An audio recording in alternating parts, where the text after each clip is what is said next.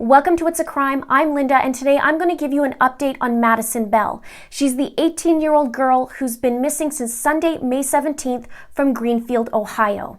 But before I get into it, if you'd like to be part of the It's a Crime community, please click that subscribe button below and hit that notification bell. Make sure you hit it to all so that you could be notified of my next upcoming videos. There's going to be a lot of them. Give it a like if you support this video, and please share this where you can so we can get as many eyes on it as possible. Now, let's get into it. Here again are pictures of Madison Bell, also known as Maddie. She's 5'6", weighs 125 pounds. She has 2 tattoos, one cross tattoo on her neck and one ghost tattoo on her side. Also, I've noticed that she has a diamond nose ring on the left side of her nose. You can see it in several of her pictures. She has brown hair and she's possibly wearing gray contacts. Now today there's been a picture released of the white car that's been in question and talked about the last few days. Another picture of a white car was also circulating, but that car has been cleared by authorities, and they're saying to ignore that picture, and this is the actual picture of the car in question. Now, it may have California license plates, and witnesses that were at the church saw this car parked there in the parking lot on Sunday morning and remembers California plates. Now, a side note, some people are saying, how could some people notice these things? I come from a small town, and I know that's one thing that we definitely notice right away because we're used to seeing the same type of plates.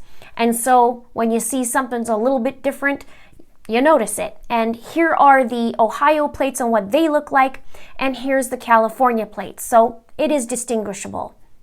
Now, commenters have mentioned on my last video that the California plates could mean that it could be a rental car. And here's a post from one of the reporters about the car. It says, "This just in from investigators in Highland County. This is the car they are looking for in connection with Maddie Bell's disappearance. It was seen leaving the church lot Sunday morning where Maddie's car was found. It may have California license plates, as someone from the church saw this car parked in the church's lot Sunday morning and she remembers the California plates." Important, there is another photo of a white car where you can see a California license plate going around social media. Sheriff tells me that it is not the same car, and the older couple that was driving that car have been ruled out for having anything to do with this case. Please stop sharing that photo. I will continue to post here and on Twitter at Karen Johnson as I get information confirmed by authorities. Now let's do a little mini deep dive on the morning that Madison went missing. Madison tells Melissa, her mom, and her boyfriend Cody that she's going out to tan. She heads out around 10 a.m. and goes to the Country Corner Market. This market is described as having fishing supplies, a deli, crafts, and tanning. And it's around an 8-minute drive from Madison's house to the market. But Madison didn't even make it to tanning, and it's been proven that she didn't even sign in, and her car wasn't even seen going into the parking lot. So 45 minutes go by, and Melissa starts wondering where Maddie is, as she should be home by now. She says that maybe she thought that she fell asleep while she was tanning because she did that the day before and even got a little bit burnt. Or she thought maybe she had to wait for a bit because this place didn't take appointments. It was a first come first serve type deal, and you just would go tanning, but you would sign in. And as Melissa said, Maddie didn't sign in. So Melissa starts texting Maddie and also tries giving her a call, but there's no response. Cody tries to do the same, texts her, calls her, no response. Then they use the Find My iPhone app and see that it's pinging, but according to Melissa, it's bouncing back between the Good Shepherd Church and the Country Corner Market.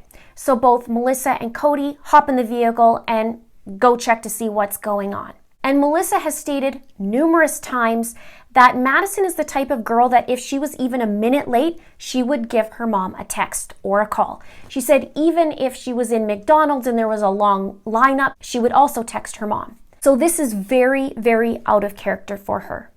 Now, Cody and Melissa, as they're driving, they spot her vehicle in Good Shepherd Church parking lot, and they note her car is in parking stall 3. What I find interesting, and thank you so much for those who have given me the link, Melissa and Cody did an interview on Gray Hughes, and there are a few things that pop out to me of what Cody said and what Melissa said. I'll leave a link below if you want to listen to it. Cody said that Maddie wouldn't seem to park like that in an empty parking lot. He says if that was the case, she wouldn't be so concerned about the parking stalls. And there wasn't anything going on that day. I did check in my last video if there was a service, but there wasn't. Yes, it was a Sunday, but they were still doing services online. And it's been noted too that it was an empty parking lot. And so Cody said she wouldn't have bothered to park like that. So that's the first red flag. Plus, if you notice the picture there, the wheels are turned to the left. Now, if she's driving along that road, she's going to take a left into that parking lot and then a left again to that stall. But it's a pretty good park, really. It's right in the lines from my observation. Just the wheels are turned to the left. And I wish we had more pictures of the car. There wasn't any mention yet. Was it in good shape? Were there scratches? Was there bumps? Is there something on the bumper, on the front? You know, that kind of thing. And I wonder what made her prematurely go into that parking lot, because Country Corner Market is just right there. And if she's going tanning, right? Could she have gotten a phone call and maybe avoided distracted driving or a text message, and then she just went quickly in there to respond? So now Cody and Melissa drive into the parking lot, they get out, and they notice the car is unlocked, the windows are up, and they said it was a really hot day there. Even at that time in the morning, it was already quite warm. And the keys were still in the ignition, there's money left in there as well, and then there's Madison's phone. And Cody talked about him being Madison's boyfriend for the last 5 years, and he said she normally puts her phone in the cup holder or in the door handle. And he said that where it was found was in the cubby right below the radio, and he said that she has never, ever done that before. So that's another red flag. And he was quite adamant about that. So in regards to the phone, they couldn't get into the phone. Madison's mom tried, ends up locking the phone.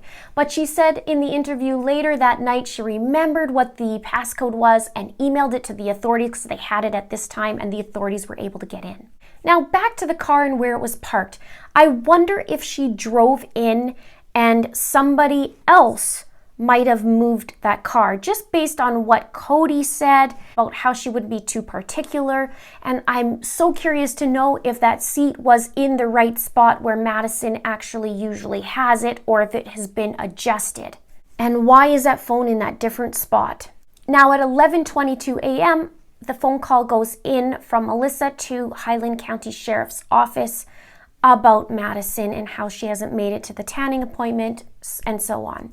Now, back to the interview, Cody described Madison as being scared of her own shadow and that she would never go with a random person.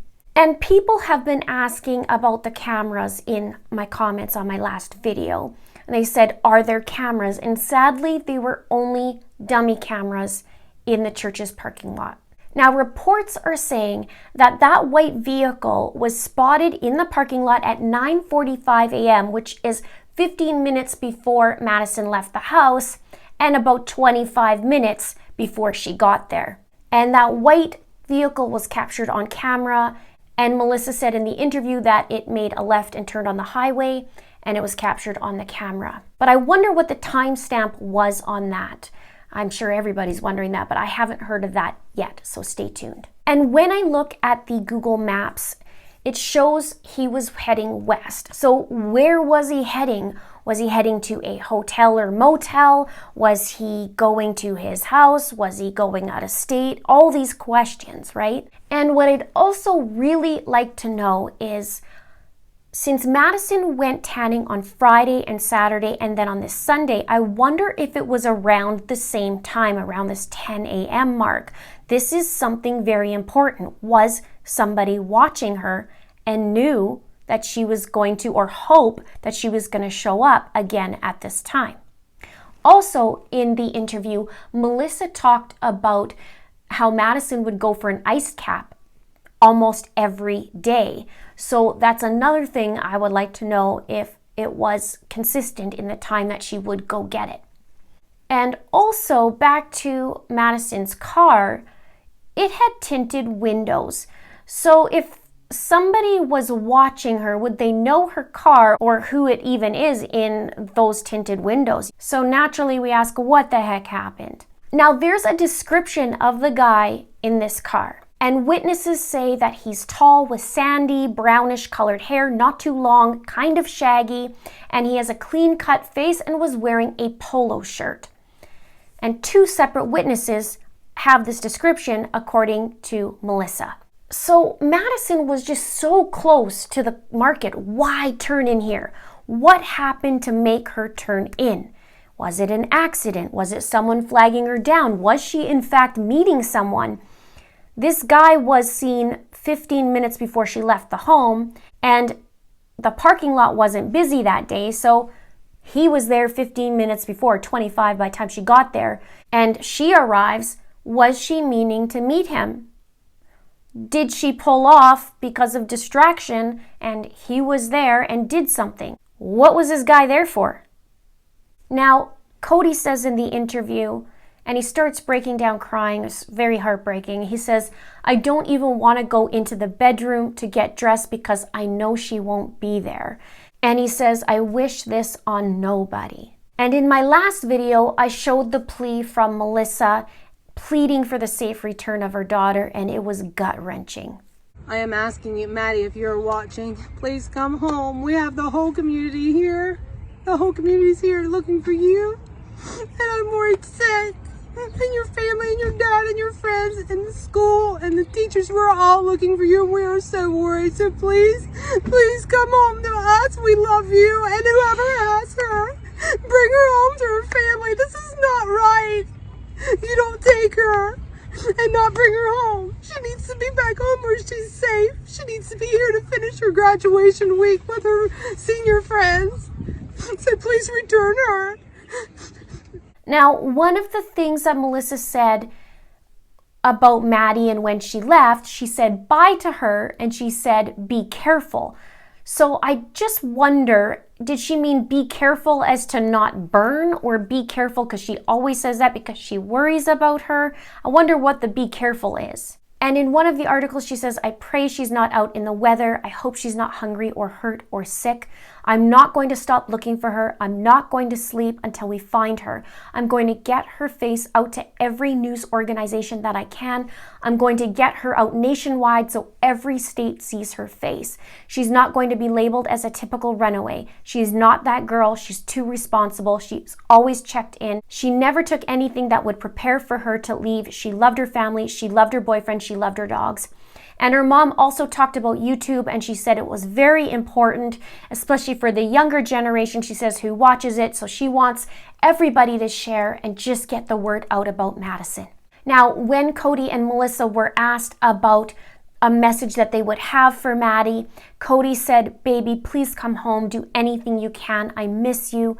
And Melissa said, Maddie, please come home. Do what you can. Think. Just do whatever you can do. Get away. Now, I saw on Facebook there were posters being made of Madison, and one of them had Tiger Nation loves you with hashtag Maddie, hashtag family, and also there's some that says you are not alone. There's also a vigil this evening, Wednesday, May 20th, beginning at 8 p.m. at Greenfield Church of Christ.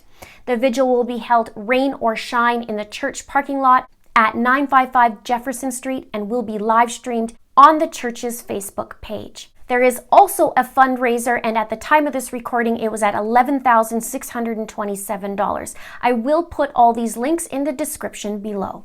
I truly, truly hope Madison is found soon and safe. One of the things that I keep thinking about and commenting about is she has cheerleading kicking skills, and honestly, I hope that she drop kicks this guy, whoever thinks he has the right or authority to just take what he wants or who he wants. So I'm hoping that somehow she's able to give him a good kick or somehow fight him off and run away and come back home, somehow contact somebody.